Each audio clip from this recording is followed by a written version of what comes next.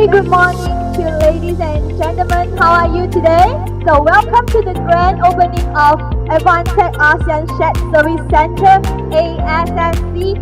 And first of all, we would like to extend a very special welcome to our distinguished guests, VIPs. Just keep in mind, this is just the first step of Advantech corporate milestone to embrace the industrial evolution at the AOI world, and also we are focusing not only here, it's also targeting the technical transfer, how to make Malaysia as a hub to serve the ASEAN countries. And over the past 7 years, our growth in the ASEAN region contribute a very significant growth of the double revenue in the past 7 years. It's showing the strong, the growing trend in the market that the business is shift toward to the ASEAN region.